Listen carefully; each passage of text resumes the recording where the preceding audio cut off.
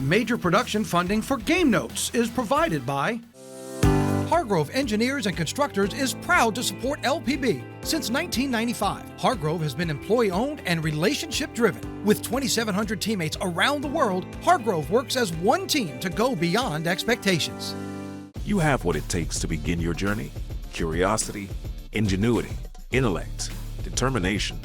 Through a vast portfolio of affordable and in-demand academic programs, hundreds of student-focused activities, and wraparound services, Southern University meets you where you are, giving you the tools and support that lead you to a successful career in the sciences or the arts. Begin with your goals anywhere. Finish stronger at Southern University at subr.edu. The Rolf Pugh Agency is proud to support this program. Based in Louisiana, Rolf Pugh has provided marketing services nationwide since 1981, partnering with clients in healthcare, retail, automotive, and more. For more information, visit rpagency.com. With additional support from Lafayette Travel, the LSU Alumni Association, and the Cook Hotel and Conference Center at LSU, Louisiana Tech University, Natchitoches Regional Medical Center, Northwestern State University, Red Stick Sports, the U.S. Army Baton Rouge Recruiting Battalion, the Foundation for Excellence in Louisiana Public Broadcasting, and viewers like you. Thank you.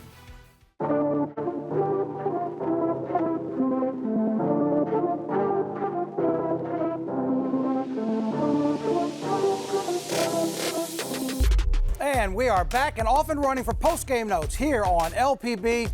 Great to have you with us on this Sunday evening alongside Scott Shanley, my Super Bowl partner.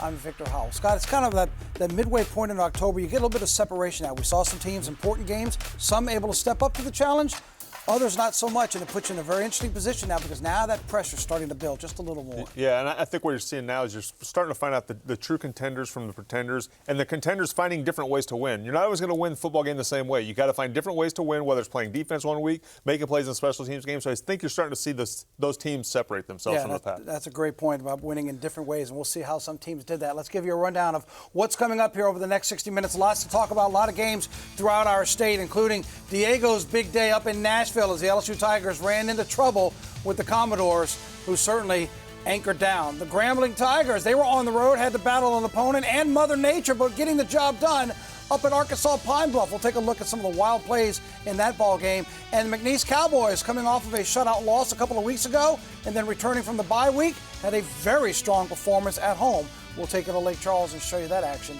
in just a moment. But let's start down in New Orleans, where the last time Tulane and Army met was in the postseason. It was the championship game for the American 1 year ago, and Army handled the Green Wave very easily. Yes, it was one of those efforts that you don't want to remember, but they didn't forget either, as Tulane knew with Army coming to town Saturday morning, they wanted some to get back to the Black Knights with what took place back in the postseason for the championship game. So we go to Ullman Stadium, breakfast there for the Tulane Green Wave.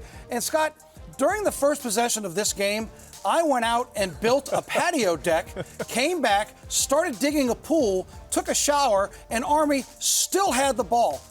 This is no joke. They went 11 minutes and 44 seconds to go 48 yards. This is what they do. They bore you. They bore you until they hit that big play. It's just, I mean, it was just a gain of 2, a gain of 6, a loss of 1, a gain of 4, a run of 3, a gain of 0. Then there's a penalty. 48 yards in 12 minutes, and it all led to this, a field goal that he missed.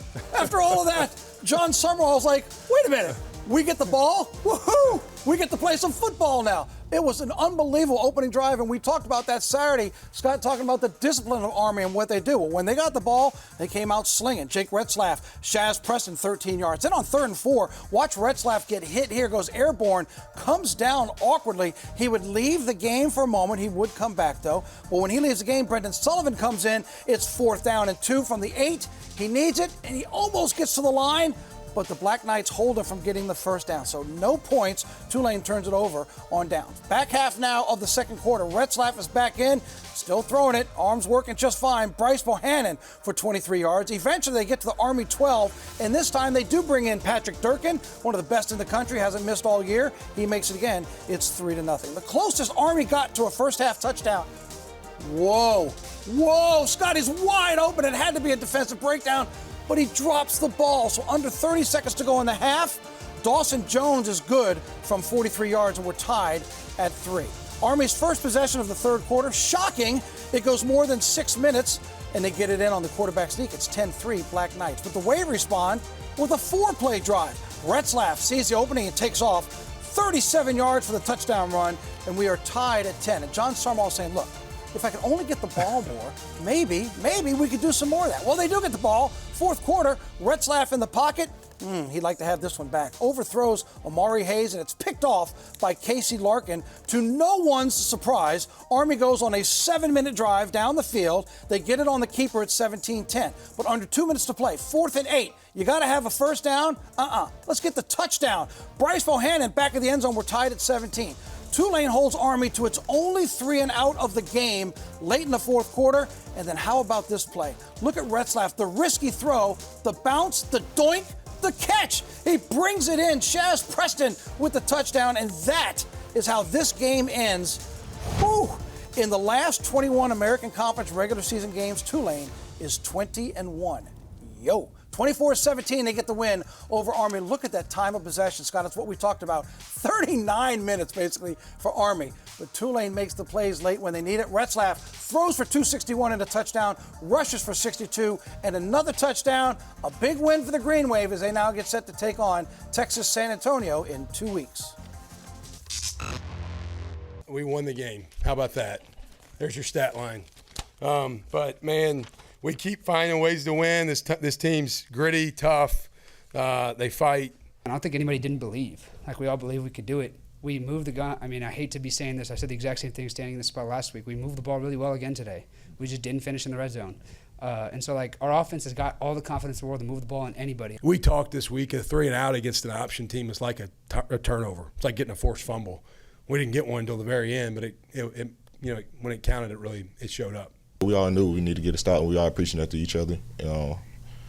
That's why I feel like we got to stop. And, like, kudos to everybody, the D-line, corners, safeties, everyone. We all played our heart out tonight. Jake's gutsy, man. He's got a lot of moxie about him.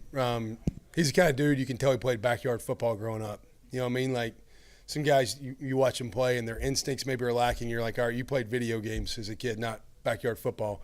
Jake Retzlaff played backyard football. He just has a little bit of awareness of how to extend things, keep things alive, a little bit of a gunslinger mentality, never backs down. When adversity strikes, man, you gotta have a good amount of people in your corner to lean on, because it been a long road for me, leading up to this point and prior to this point. Just having, first thing is God, bro. Without God, none of this ain't gonna happen. I mean, I got a good family. I got a good family and friends and loved ones that love me and, just care about me so much, that just keep me in high hopes. I'm just so happy for the guy. I mean, he works his tail off. He's trying to lead all the time. He's a guy who's kind of been around the block, like I have, like you said, and he's seen a good amount of football, and so he's ready to go beat the guy, be reliable. He's super cool in moments where something goes wrong. One of my favorite attributes about him is he's probably the guy I've hit the most on scramble opportunities, because when something goes wrong, he just keeps working. He just keeps finding a way to make it happen, and he did. He did that a couple times today on that play, that diving catch he made that they reviewed that was clearly a catch. They reviewed it, he made the catch. Like, he does that all the time. I could go back, Tulsa, he made a play just like that. I mean, I could go on and on about he makes those plays where it doesn't matter the chaos that might be going on. Shad's locked in, looking for work, looking to make something happen, and he did a great job of that today, and he's continued to do a great job of that all year, making him one of my most reliable targets on the field. I told him in the locker room, nobody's going to question our toughness.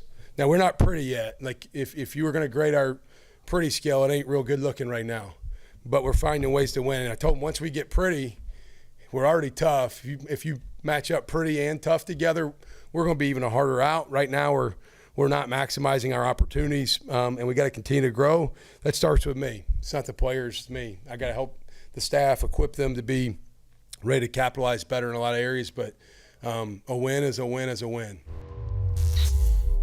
You just said at the top of the program, finding a way to win. When you got up this morning, it didn't have an asterisk by it that said you didn't have the ball that much. It's a win for Tulane. They found a way. Some odd plays against a team that you mentioned. Boy, mentally, they could just drain you. Yeah, it went 39-21 time of possession. That's what Army wants to do. They want to make you play the perfect game of football. And that's the advantage Tulane has. They're a well-coached team. They're getting better with the penalties. The offense is coming alive. And Jake Retzlaff, 320. I got to be accurate. 320 yards of offense. 400 yards of offense by Tulane's offense. They're coming alive. It's just they played an opponent. What I like about this Tulane team is they know every single week there's going to be a different way that you have to approach a game. What do we have to do against that opponent we're playing that week to win that game? So we'll talk about offense in just a moment, but defensively, because that's your side of the ball. They were on the field for 40 minutes. So you have to give credit to that defensive side, if nothing else, for staying focused, because it's a death by 1,000 cuts. Yeah. It's 4 yards, it's 6 yards, maybe you get a penalty, then they go 8 yards. They're not a threat over the air, but to give them credit, late fourth quarter, 1 and only 3 and out when you had to have it. Army could have gone for it. They got 4 yards and then 2 yards. I believe it was like a 4th and 3. They rolled the dice and said, let's not give them field position. Let's kick it. Tulane came back down and got it. But you got to give the defense credit. After all of that, you needed to stop. You got to stop. There's no doubt. I mean, you look at it is frustrating playing teams like Army because it's hard to get in negative plays because they don't give you that advantage by the offense they run. They're going to run for 2 or 3 yards on first down, 2 or 3 yards on second down.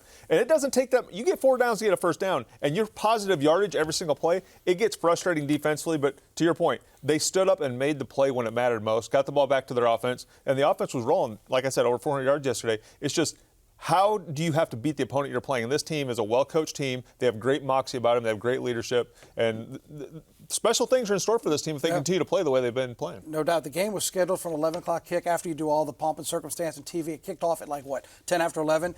It was like 20 minutes to 12 before Tulane finally touched the ball because Army had it for 12 minutes there of that first quarter. But take a look at the first 3 quarters for Tulane and to Scott's point, finishing strong. You had 10 points through the first 3 quarters and 240 yards. You did 162 just in the final 15 minutes. When you finally had a chance to start breaking them down, you did it. You see Retzlaff's numbers, to Scott's point, the way he played, not only throwing the ball, but running the ball. But they got it done on 3rd down. And look, still 21 plays in 1 quarter after just 37 through 3 quarters, which goes back to your point of Army wanting to be so disciplined and wear you down. Yeah, it goes back to they're going to take the air out of the ball. And when they do that, when they have a 39-21 possession advantage, it magnifies everything you do. You can't afford to make mistakes. You can't afford to turn the football over, and it puts a lot of pressure on teams. It's a good thing Tulane has guys who play well under pressure. Yeah, it was a big win for Tulane. Now they have a bye week before they'll be back in action at the end of the month. Let's turn our attention now to SWAC action. We'll go out to the Bluff first to start in Baton Rouge. It was homecoming for the Southern Jaguars.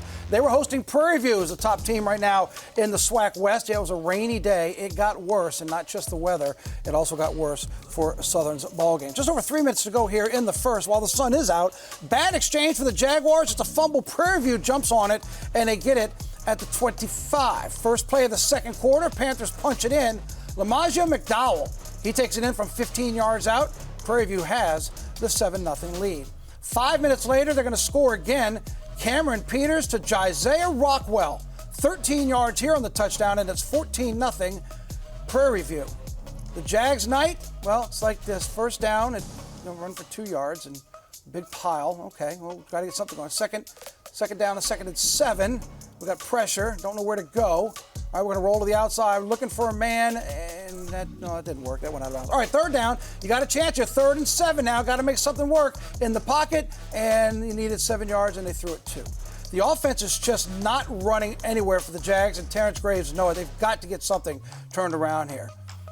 3rd quarter now. Trey Holly, he did his part. Look at him go up the middle. Look at the scrum. Still trying to move it. 9 yards for Holly on that run. Very next play, Holly up the middle, 7 more yards. He just had 1 yard less than 100 in the ballgame, certainly doing his part. It would lead to a Nathan Zimmerman 36-yard field goal. Jags are on the board at 17-3. Under 4 minutes to go now. 4th down, if this doesn't typify the night. Prairie View on the punt. You might have seen the Jags rain into the kicker. It's going to get worse. They're going to fumble. It's raining. The ball's slippery. Prairie View's going to jump on it at the 4. They're going to take it in from the 1 yard line here. The rain came back. It was pouring at the end. It was a dark and gloomy homecoming for the Southern Jags as Prairie View gets the win by the score of 24-3. Worst start for the season for the Jaguars, who were picked to win the West in 54 years. Ashton Strother at the quarterback, 12 of 21, just 81 yards in the pick. Next up for Southern, well, it doesn't get much easier. They'll be back at home against Florida A&M as Prairie View improves to 4-0 in the West on the season. Just north of the border, Grambling made the drive up to Arkansas Pine Bluff. Who would get the start? What do you think? Xavier Tizette, number 1, took the field to get the start after being in a boot 1 week ago. Opening drive, he stays in the pocket, doesn't move a lot, hits Keith Jones. That's good for 13 yards. They go for it on 4th and 4. You see how Tizette's staying down on his heels, not really trying to run much. Well, he winds up getting the completion where they come up short. So Pine Bluff gets it. Christian Peters goes up top to Jordan Jackson. 47 yards. It would lead to an Arkansas Pine Bluff touchdown, and they would take the lead. Second quarter, still 7-0. Trey Bradford then goes to work, says, give me the ball out of the backfield. Nice move here, bounces it to the outside. That's good for 13 yards. Then Bradford again, this time up the middle, and he's going to bounce it right side. Avoids a tackle, gets it down inside the 15, down to the 12. Why not give it to Bradford again? This time straight up the middle. Big run for Trey Bradford, 12 yards here as he avoids tackles, gets in the end zone, and we're tied at 7. Still tied at 7 in the third quarter. It's 4th and 1 for Arkansas Pine Bluff. Little shovel pass here to Montreal Martin, but he gets stopped short by the Grambling defense. That gives Tizette good field position. Look here, gets out of trouble, bounces back, not really wanting to run, but he stays alive and hits Jordan Bride. 13 yards here for the first down. Then Tizette, quick zip to the end zone. It's deflected and falls, look at it right there. Right off the deflection, the defender can't believe it as he brings it in for the touchdown. But then the rains came. Everybody's got to go. Here comes the lightning, here comes the rain, and it's more than a 2.5-hour delay. But they come back to play. Now it's a slick ball. It's a slick field, and Tizette loses the ball. Early on, as they get back on the field, Arkansas Pine Bluff is pumped. It's 14-13 Grambling until this field goal makes it 16-14. The home team has the lead, but under 2 minutes to play, Bradford finds the end zone again. 20-16 Grambling, under 2 minutes to go. Arkansas Pine Bluff has one last shot. Take it to the end zone, but what do you do, Scott? What do they tell you? You got to knock it down. Knock it down! And look, they don't go. even try to make the catch. They just slam it to the ground, and that's how Grambling locks up this win on the road. The weather was not their friend, but they get the win, 20-16. Trey Bradford, 25 carries for $135 and 2 touchdowns as the game was delayed more than 2 hours because of rain. It's the first SWAC win of the season for Grambling. Arkansas Pine Bluff drops to 1-2. Next up for the Tigers, this was out in Vegas. In fact, the press conference is Monday in Vegas, and then Coach Joseph comes back to get the team ready. They'll take on Jackson State out at the Vegas Classic on October 25th. All right, we heard Brian Vincent tell us on Saturday's game notes it's going to be a playoff-type atmosphere because they knew of the quality of the team that was coming in Troy. Tucker Gilcrease to Trey Taylor. 29 yards as Taylor makes one move for Troy, gets it down to the 29-yard line. Then Tane Meadows up the middle, and here's what's disturbing. Untouched. 20 yards for the touchdown. Just like that, it's 7-0 Troy. After 3 and out by the Warhawks, it's Gilcrease again, this time to Trey Schwartz. May the Schwartz be with you. 31 yards, he gets it behind the defenders. That leads to a Scott Renfro field goal, and it's 10-0 Troy. Midway through the first now, Zach Palmer-Smith. That running back room is deep for UL Monroe, and he takes off and goes. 28 yards here on the scoot, and it leads to this. The first play of the second quarter, Hunter Herring is in, takes a little pitch and throws to Nick Trujillo. 7 yards on the touchdown. They go for 2 and get it. It's 10-8. Now 3rd and 5 for Troy. Gilcrease to Trey Taylor. He spins, and he is fast. And he's gone. Got a nice little block right there and goes 60 yards to the touchdown. It's 17-8 Troy. Third quarter now, 4th and 11. Aiden Armenta to Brandon Buckhalter. And he gets it there in the end zone for 12 yards and a touchdown. Take another look as he spins around. Great pass, great placement, great catch. It's just a 3-point game. Under a minute to go in the third. It's 20-14 Troy. Armenta gets hit from behind, fumbles, and the ball's at the 10. Scott, you always talk about how turnovers can be bad news and lead to quick points, but especially when you're giving up field position. Yeah, you give up field position, giving them automatic points. Those are tough to overcome in the hidden yardage game. And that's because on the next play, it's an 11-yard touchdown here after the ball was fumbled. It's 27-14, but oh no. Oh no. After the kickoff, 2 plays later, Armenta gets picked off. He was looking for Jonathan Gibbs. He finds Joe Lott. Joe Lott plays for Troy. The wheels are coming off. It's now 30-14. Midway through the fourth, Armenta does something you should never do. Runs one way and tries to throw it all the way back. That was bad. Not a good decision at all. Joe Lott picks this one off. Is he going to have enough gas to get in? He does. 53 yards on the interception return to make it 37-14. And the Warhawks still have some work to do. Troy wins it by that score to go to 5-2 overall, 2-0 in the Sun Belt. The Warhawks fall to 1-2. 4 turnovers, Scott. 4 turnovers. You're not surprised. 17 points. Yep, leads 17 points. And it's bad enough to turn the football over when it leads to points. And I think what you're seeing with this Warhawks team is teams are packing the box now because of that running back room they have and making them throw the football. The passing game has to come alive for the Warhawks. Yep. Gilcrease had an outstanding day for Troy. Next up for the Warhawks, a very good Southern Miss team they'll face in Hattiesburg. Here's Coach Vincent after the loss. He got stitched up. He got stitched up, and that's who he is, and that's why, he's a warrior and he's a winner, and obviously he's a big part right there. And then, we lose Bam after the first drive, and then Jay, and then they just started mounting up. So that's part of football. It's part of the game, and it's next man up. Next man's got to be ready. And but again, we played hard. We never quit. We've got to just continue to clean up the execution and find ways to get the ball in the end zone. You said on Monday you thought this was going to be a championship-type game, so how would you evaluate where this team is after a game like that? I think we're right there. As crazy as that sounds, I think we're right there. You take away, 3 turnovers and, missed opportunity to take the lead with a field goal. That swings the whole momentum, has opportunity to swing the momentum. But then we come back and we battle back in the second half, and it's 17-14, and we're right there in it with the ball. Defense gets a big stop, and we're right there in it. And then you get back-to-back turnovers, and you put them on a short field, and they cash it in, and that's the difference.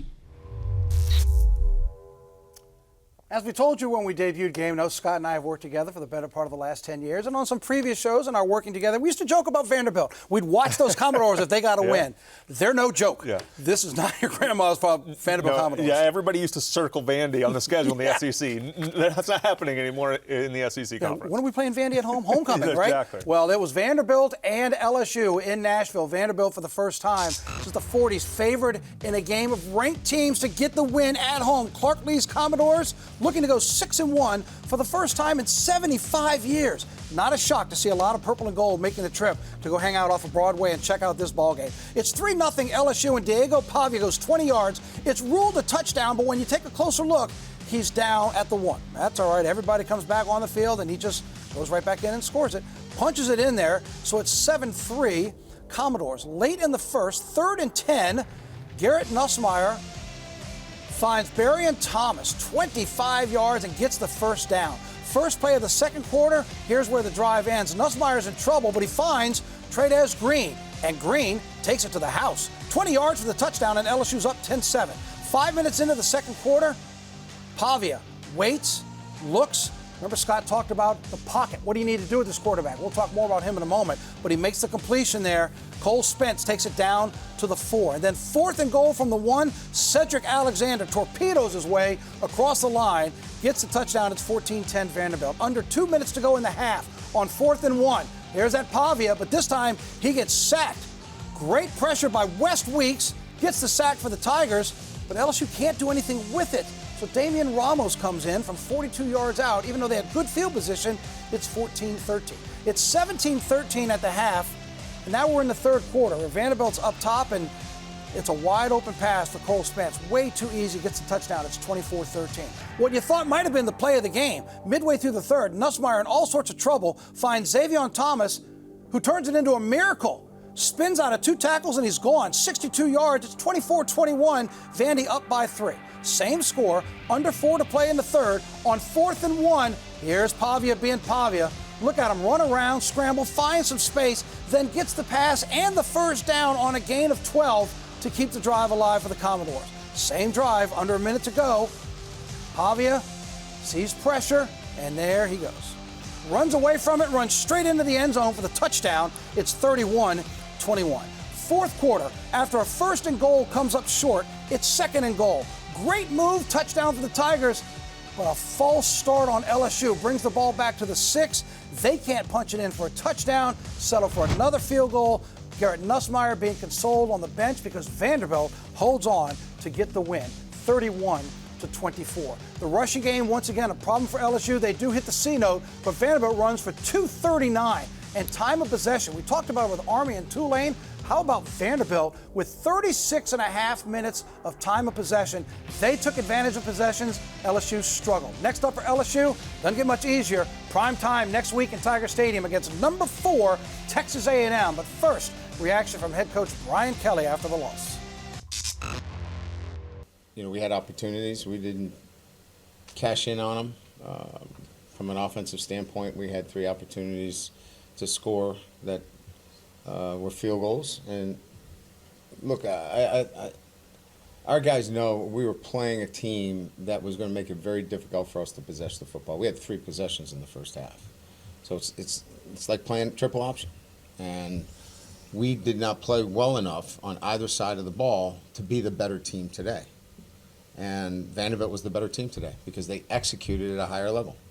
So when you look at it in its totality, defensively, not enough stops, and offensively, when we had an opportunity to score touchdowns, we had to kick field goals, and that was the difference in the game. The offense had mustered, some things offensively that we had been lacking, but when our defense made a couple of stops, we couldn't turn those into positive possessions. And obviously, cashing in on 1st and goal from the 1. I mean, you got to score a touchdown there. I mean, that to me is, we jump offside and it is what it is, right? I mean, we just didn't execute at the highest level necessary against a team that played really well today. That other than their 4th down turnover on downs, they played flawless. And when you play a team like that, that's going to take care of the football, is going to eat clock and limit your possessions, you equally have to play to that level. And we just did not. They were the better team today. Is it a confidence level, lack thereof, you think, on offense? Yeah, I think there's a lot of what is our identity? You're at this point in the season and you don't know, can we run the ball? Can we not run the ball? Is our quarterback healthy? Is he not healthy? There's a lot of questions on the offensive side of the football. So it's hard to establish an identity when there's still so many questions remaining. Take you back to the Louisiana Tech game when LSU won. If you remember in that ball game afterwards, Sonny Cumbie said, hey, late in the ball game, they settled for a field goal. We stopped them. We felt like that's a win, a salute to us the way we played. Remember their points. They scored in the 50s against Southeastern. Other than that, they scored 24 in this loss. Yeah. That's their most points this season against an FBS team. And you know what? It's not a sin to have a bad offense. There's a lot of teams that don't have good offenses throughout the country, but they find ways to win. I think the biggest thing that I'm noticing when I watch this LSU team is the offense is not coming along the way you want it to. They certainly have great playmakers. They lost a lot of really good offensive linemen to the NFL. I still think you're seeing that hangover. My frustration when I watch this LSU team is the defense. I think the defense is way too talented to allow a Vandy team to go up and down and to run for that many yards, to rush for 239 yards against an LSU defensive front who probably not one of those guys was recruited by Vandy or would have went to Vandy. So I think you have the talent, you have the skill level that should have overpowered Vandy. When I watch LSU's defense, there's tons. We used to grade loafs, effort to the football. In our meeting room, in the Saints meeting room, it said up on the wall, loaf equals traitor, go play for the other team. That's how we approached every single game. If you weren't going to play hard every play, you got a loaf. I just don't see LSU playing hard on defense. And there's way too many talented players over there. How you don't spy this quarterback every single play is beyond me. There was just a lot of questions I had after this game was over. Well, speaking of that, because Diego Pavia was outstanding once again, and we knew going in, we heard from Brian Kelly and the Tigers on Saturday's game notes talking about, what did they say? They want to try to make him uncomfortable, and I even asked Scott, this is a guy who likes to scramble. So how do you make him uncomfortable? Remember, Scott said it's the reverse. You want to try to keep him in the pocket. Well, there, the pocket falls apart. Scott, he runs 20 yards. He thought he had 21. He comes in on the next play and winds up scoring a touchdown. But even when they had him in the middle of the field, to your point about spying, do you try to keep him contained? How tough is it to try to keep him contained? Because look, here, he feels trouble. Well, this is exactly what he wants. It's 11 yards and a first down. And, he's a talented player. I'm going to give him that. There's sometimes you watch guys on film and you say, okay, we're going to take this away from them, but yet they're still talented enough to do it.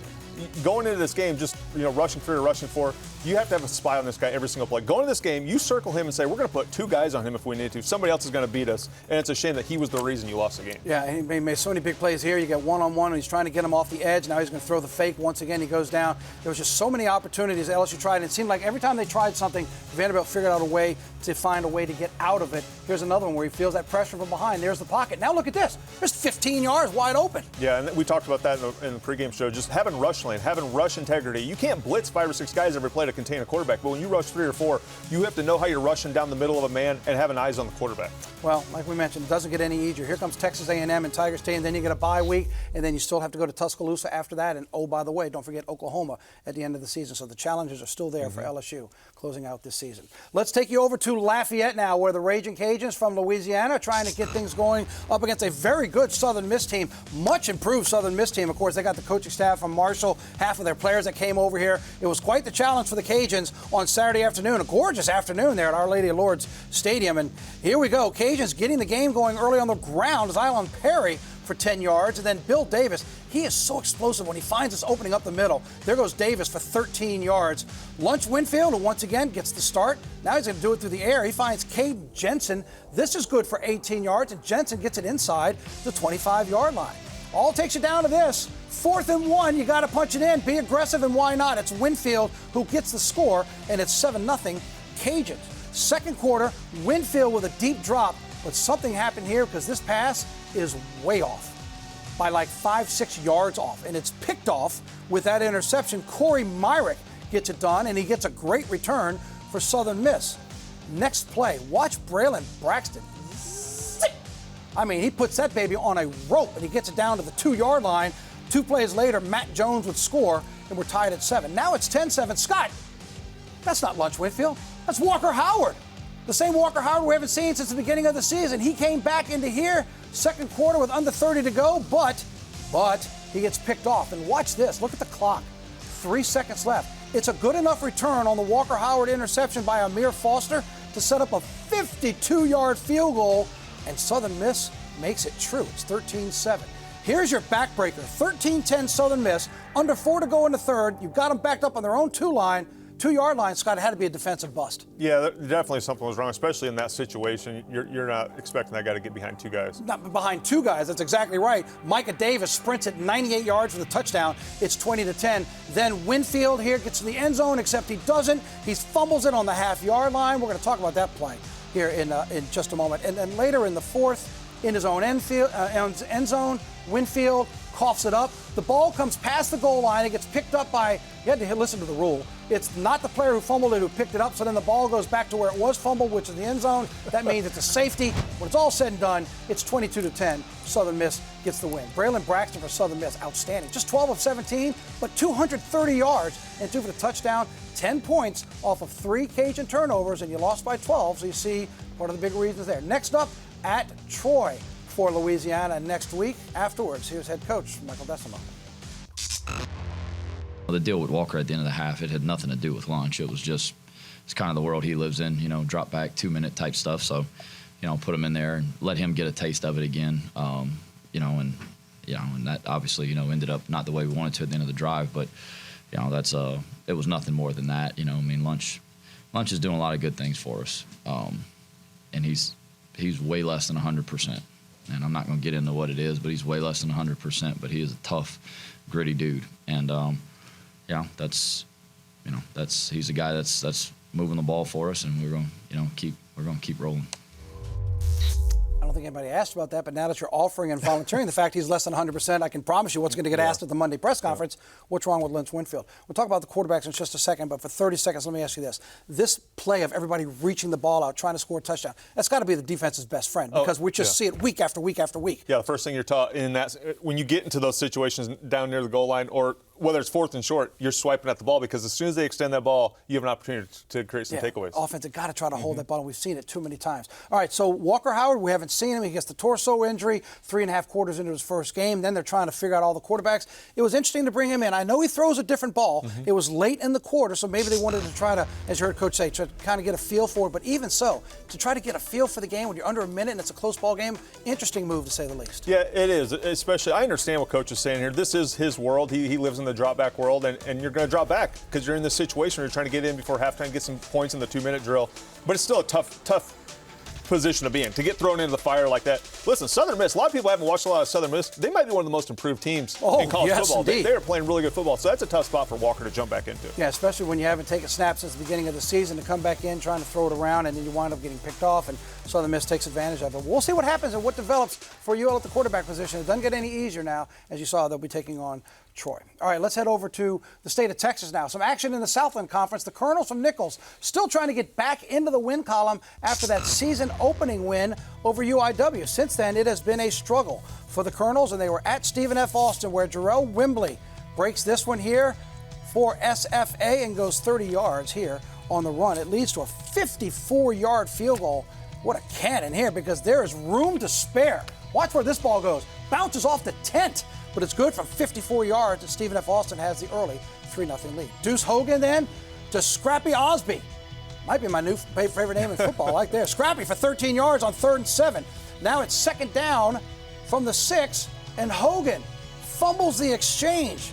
Stephen F. Austin's going to pick it up. Oh, no, it bounces right to Jaden Southern, and he's off to the races. But watch right there. Did you see the push on the 45? It was unnecessary. He scores the touchdown, but that push is a block in the back. So bring back the touchdown, but Stephen F. Austin still gets the ball around midfield when the Colonels were on the doorstep of scoring. End of the first quarter, Gavin Rutherford's on the keep. It's now 9-0, Stephen F. Austin. First play, second quarter, Sam Vidlak to Derek Bowler. That's good for 25 yards, and he takes it down inside the 30. It leads to another Jarrell Wimbley 5-yard touchdown run here, and now it's 16-0, Stephen F. Austin. Trouble for the Colonels offense, protecting Deuce Hogan. Here, under pressure, deep drop, can't find a receiver, and he winds up getting sacked on 3rd and 6. Next possession, 3rd and 8. Same song, different verse. 3 Stephen F. Austin defenders collide on Deuce Hogan for the sack. 19-0 with the punt here. Pharrell Harewood with the punt. Did I say I have a new favorite name? I do. It's Bugs Mortimer. That's Bugs Mortimer. You see here, see now. Now you see here, Bugs is going to get the ball. You see, then we're going to take it one side. See, then my man Bugs is going to go to the other side. See, and there he goes. 66 yards on the return for Bugs Mortimer. Gets it into the end zone, and it's 26-0. And then Mother Nature told everybody, get out of here. A 2.5-hour rain delay after an hour-and-a-half rain delay earlier, but they do come back to play. And Nicholls does get into the end zone. Ian Rodriguez hits Everett Hunter for the touchdown. But when it's all said and done, Stephen F. Austin gets the win, 34-17. Nicholls drops to 1-6 now, 1-2 in conference play. Just 56 rushing yards for the Colonels. Again, just struggling on the offense while the game was delayed more than 4 hours because of weather. Next up, the Colonels host McNeese. They finally play at home. It's been about 6 weeks since they played at Thibodaux. They'll host the Cowboys next weekend. What do you know? Speaking of the Cowboys, it's homecoming in Lake Charles. They were back in action at Navarre Stadium, taking on Houston Christian. Jake Strong with the quick flip here to Cameron Senegal. He goes 13 yards and gets the first down for the Cowboys. Later, Strong drops back, takes a look at everything, keeps it right up the middle. Great yards now inside the 10 for the Cowboys. And Strong waits, and I'm out of here. Gets it into the end zone for the touchdown, 7-0 McNeese. Zyshawn Edwards. If you're going to show Houston Christian, you got to show one of the best in the conference, and there he goes. Contractually, you have to show a Zyshawn Edwards highlight, and we do. But guess what? They don't take advantage of it because it sets up a field goal, and that looked like I kicked it. Way wide to the right, no points for Houston Christian. Strong then on the keeper. First down, gets popped here, holds on to it, goes down. They're wanting to see if it's a loose ball, but nope, he still holds on to it. Everything looks good. Then to Josh Jackson across the middle. That's good for 17 yards. And then on 2nd and 5, Strong does it again. Right side, makes one little move, gets it into the end zone. McNeese is up 17-0. Watch on this play. Everybody goes left, and the guy who has the ball does not. That, once again, is Strong. Great read on the offense. Great job by everybody to push him the other way. Strong takes it into the end zone, and the Cowboys are in good position. Defense gets the job done on the day for the Cowboys here. Late, this is fourth quarter. Houston Christian on first down, it did nothing. Second down, they got nothing. Third down, it's deflected. Why are we showing you these plays? Because Houston Christian got 0 yards of offense in the fourth quarter, as in one less than one. The defense got the job done for McNeese, and after getting shut out at home, they now get a shutout victory, 27-0. Strong, 133 passing yards, 108 yards rushing, and 3 touchdowns on the ground. 67 yards of total offense in the second half for Houston Christian, and as I mentioned, 0 in the fourth quarter. Next up for the Cowboys, as we told you, they go to Thibodaux to face the Colonels. Here's Matt Viator after the game. You cut 113 kids loose for 3 days, and you have a meeting and everybody's sitting in there 5 minutes before the meeting starts. That's a great sign. I mean, it's a great that that they've bought in. But I think whether I'm right or wrong, but I tried to emphasize to the players and the coaches, we have an open week to get ready to try to win the last 6 games, not to relive the first 6. I was alluding to it on Monday. I don't know if we've been 5-1, 6-0 before, and guys need a break, because you play so many plays. And just because you're 1-5, I mean, we had a lot of guys, especially at positions like linebacker and O-line, that have a lot of bank reps. And, so I wanted to make sure our players understood that we were going to use the open week to try to prepare us for the Houston Christian game and for the last 6, because you can't get the first 6 back.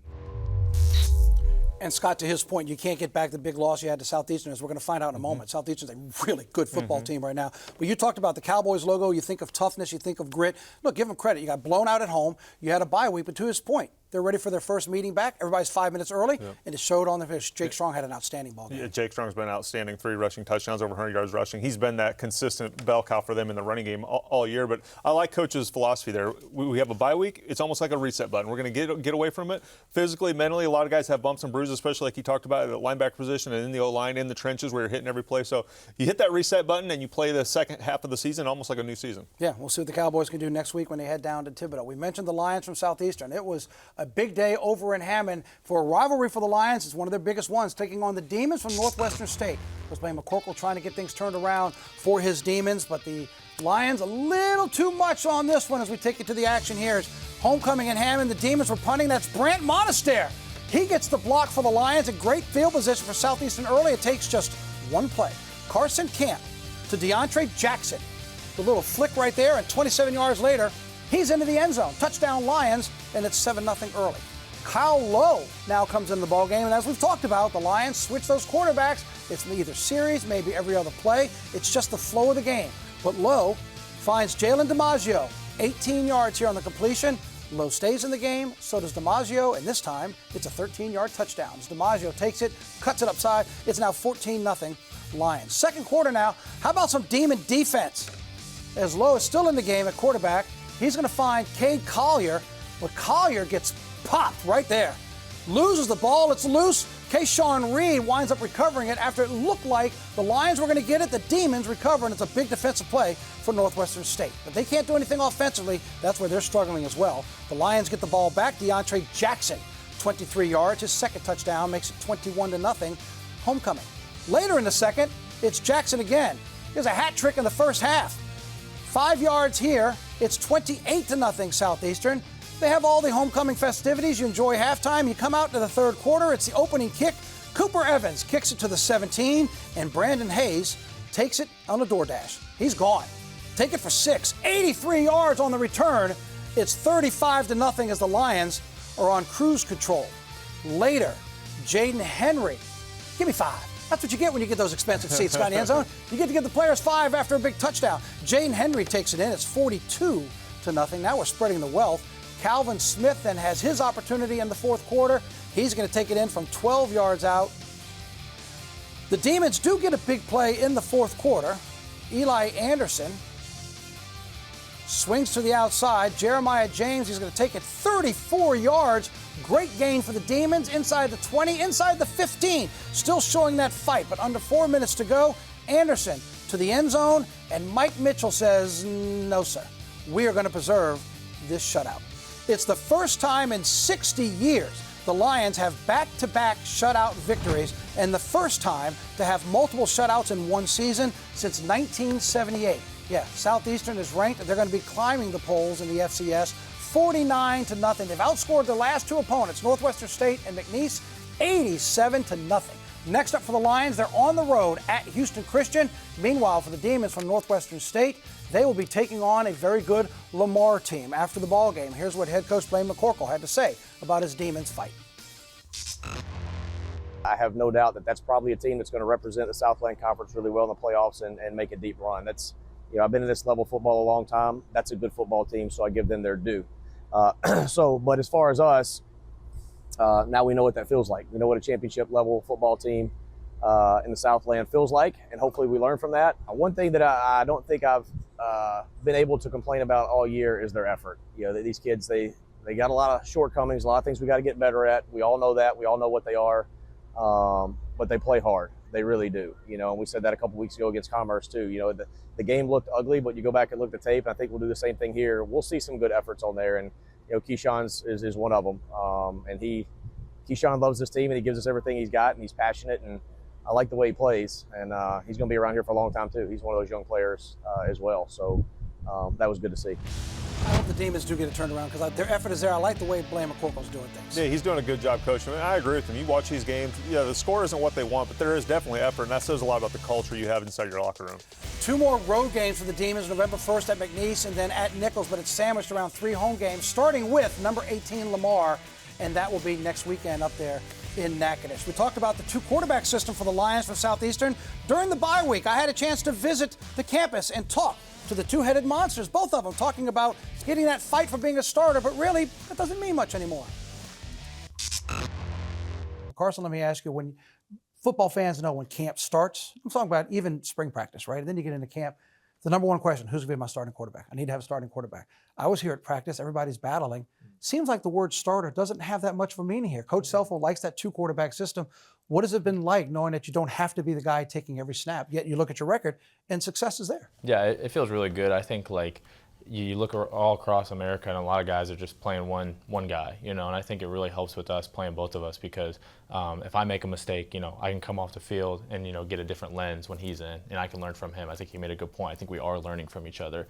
And so I do believe in it. I think, the quarterback position is a kind of an ego-driven, mentality, but I think when you take it away from that, and I think, us two, we're not really selfish guys. I think it just helps out a lot. So me personally, I'm all for it. I love it. And I think, like you said, it's working and we're winning games. And at the end of the day, we just want to win games. We're not here for stats. Right. We're not here for accolades. We're just here for wins. And I think we can both agree on that. Coach Selfo talks about the quality of the quarterback room. To his point, is that what it feels like with the mentality, not worrying about who's going to be better, but more how do we do this together? 100%. I think we came in with that approach at the start of the season, and it's worked for us at a high level. I mean, defenses have a really hard time stopping us, coming in, coming out, playing in the game together, So I think it's been a really advantageous thing for us offensively, and we're going to keep dominating moving forward. So really hitting our stride. I wanted to ask you about learning because he has, about a year and a half on in terms of experience. So coming in and when he's been on the field, I was going to ask you, and then I'll ask you the reverse question. What have you learned most so far through 6 games of the season with him? Yeah, just the natural poise. He plays from within the pocket, command of the offense, execution. I think it's easy for me not having as much experience coming into playing, just being able to sit back, like he said, kind of watch, because maybe in camp I would make a mistake or on the field make a mistake, and then I get a chance to just sit back, talk to coach, analyze whatever he's doing, and just move forward from there. I think there's been a lot of growth in that aspect of my game. Carson, what about when you watch Kyle? Because as we're sitting here right now, you're the leading passer. He's actually the team's leading rusher, but he throws along, along with you. So when you see him on the field, even though he has a year and a half, maybe less experience, what have you learned maybe the most so far from watching him? Yeah, well, first of all, he can run and he can score touchdowns for us. I think that's the biggest thing. Something that again, that's not my skill set, but I think it's fun just watching him make plays with his feet. And again, something that when I'm watching him play and I'm analyzing, when he's out of the pocket and scrambling, I want to see how that defense is playing. Are they going to sink back? Or are they going to attack the quarterback? So I look at that from a pass game standpoint. But I think Kyle does a good job bringing a lot of ball knowledge too. Coming from 2 different universities, but and then his family tree too, and who his brother is and his father. I think again he just has a lot of ball knowledge, and I've learned a lot of stuff from him in the run game, and especially in the pass game too, and pass protection and stuff like that. So I think again he just brings a different knowledge that maybe I didn't see in my 4 years of playing football so far. So I think he just has done a great job, and again it's just been fun evaluating him. The record certainly shows you haven't had a problem, but I should ask you, a lot of players, a lot of teams will get used to just that one guy. How has it been with the rest of the position players, whether it's your offensive lineman, DiMaggio at wide receiver has been outstanding for you, as of late, But what's it been like with those guys knowing you might be in, but then you're coming in, you might be in for a series and a half, you're coming back in. Has there been any adjustment issues with that, or how have they accepted it? I don't think there's been any adjustment at all. Like we do the same thing in practice. We both execute the offense. The offense doesn't necessarily completely change. Some of the skill sets kind of change a little bit, but the same ball that I throw to JD is the same ball that he throws to JD. You know what I mean? The same offensive call that I make to the O-line, same exact call that he makes. So there's no scheme or anything that necessarily changes, but no, there's complete congruency throughout the whole deal. Is it fun prepping for teams? Because I can tell you, listening to press conferences every week, when you listen to opposing teams and their coaches, the first thing they talk about is, well, it's a 2-quarterback system. Got to try to get used to it. And they're trying to pick what you do best and what you do best. But you guys know coming in, they don't know when you're going to switch. Yeah, as an example, they don't know, if you come in, all you're doing is running the ball, or you're only going to pass the ball. On your side, flip it for us. On the other side, how fun is that when you're preparing, knowing that they're worried about this two-headed monster? It is really fun. I think it definitely keeps the defensive coordinator and the defense on their toes. And I think it's never, the quarterback position is never easy, but it is kind of easy for us to know, okay, they're game planning both of us. So they're not able to just game plan one guy. They got to game plan both of us. And again, that wastes a lot of time throughout the week. And that, you're basically focusing so much time on two quarterbacks. So I think, him and I are able to take advantage of that. And again, maybe they're prepping for something that he's going to do, and then I can slither through and do something different, and that can, change the game, or vice versa. So I do think that it's an advantage, and it really is. And I never really looked at it like that until, as we've gone week by week and we're winning these games, you can tell these defenses are it's tough to figure out, what this guy's going to do, what this other guy's going to do. So again, I think we're just taking advantage of it. You're both new to Hammond, both new to Southeastern. What's the adjustment been like? How much fun has it been so far? You have a couple games under your belt, obviously in the South End Conference. You're getting ready to get into the meat of the schedule. But just the overall adjustments, the quality of ball, being here in Hammond, what's it been like? I mean, the adjustment has been pretty similar. I mean, ball is ball everywhere. There are a lot of elite players, especially here in the Southland Conference and Louisiana in general. We have a really good team altogether. So playing against our defense was one of the best defenses in the nation. I mean, you see some of the guys that we have. I mean, it's been a pretty similar adjustment, and being able to play in the Southland where it's good football, it's been really good. It's been really good. And feeding off of that, you do have the unique thing on this team.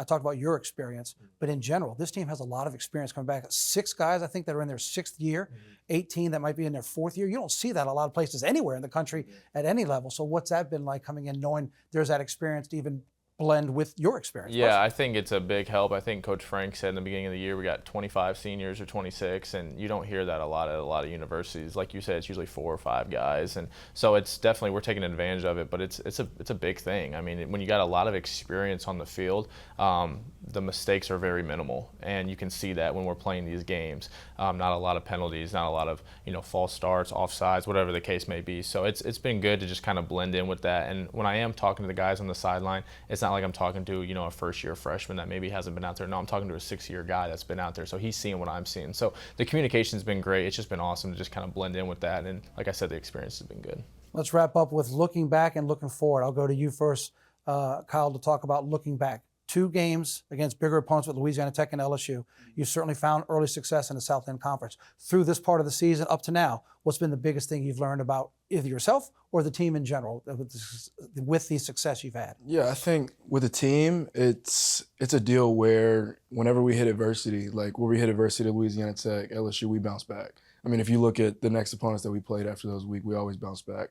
And we're hitting our stride at the right time, for sure. So getting into conference play, and we're headed in the right direction. I think we're finding our momentum offensively, defensively, and we all feed off each other. Coach Shuffler said the other day it was a big 4th and 1 stop on the goal line when we were at McNeese, and the twos were in on defense. And the biggest thing that he took away from that was the excitement that everybody had on the sideline. So we know we got a special group here, and we're excited to just keep pushing forward. You're coming off that big win in the South End Conference. You come off the bye week. You've got homecoming.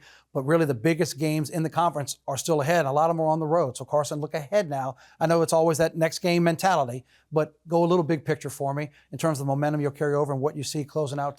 Try to hit your stride. Yeah, I mean, like you said, we definitely want to live one game at a time, but trying to give you the bigger picture. I mean, we definitely have those dreams and those hopes to win the conference, and I think we can do that. I laugh about it, but we got some Lamborghinis on this team that can roll. So I think that a lot of teams are going to start seeing that, and like Kyle said, like we're going to hit our stride, and we have been hitting our stride. So I think it's going to be a good stretch coming down to the season. We play 3 really good opponents these next 3 weeks, and then on the back end we play still another 3 good opponents. So I mean, it's going to be 6 straight good opponents that we're going to play here soon. So like I said, we're just going to catch our stride, continue to keep our stride, and like I said, I think this is going to be a good year for us. It's been fun watching you both so far. We look forward for the rest of the way. Carson Camp, Kyle Lowe, two-headed monsters at quarterback for the Lions of Southeastern. Guys, thanks for your time and good luck down the stretch. Appreciate it. Thank you so much. You bet.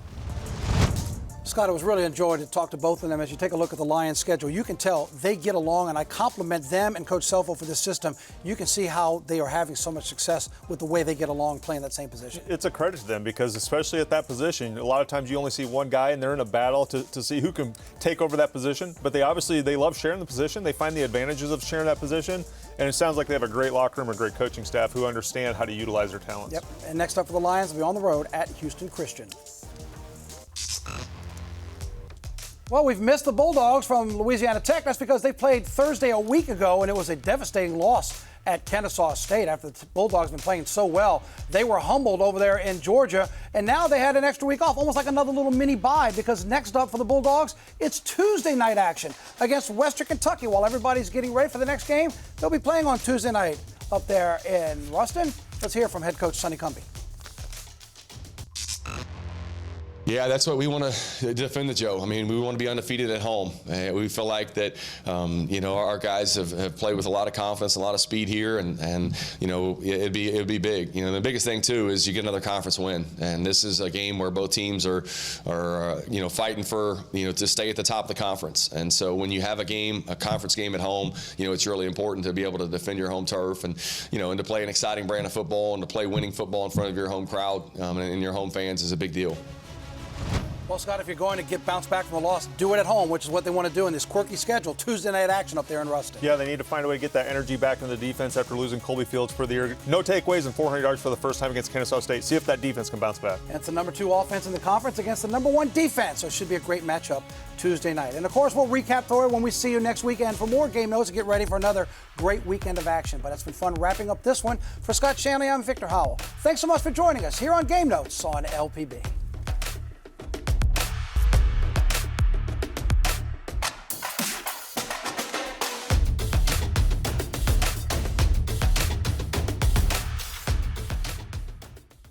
Major production funding for Game Notes is provided by Southern University and A&M College, and Hargrove Engineers and Constructors, and the Romp Pew Agency, with additional support from Lafayette Travel, the LSU Alumni Association, and the Cook Hotel and Conference Center at LSU, Louisiana Tech University, Natchitoches Regional Medical Center, Northwestern State University, Red Stick Sports, the U.S. Army Baton Rouge Recruiting Battalion, the Foundation for Excellence in Louisiana Public Broadcasting, and viewers like you.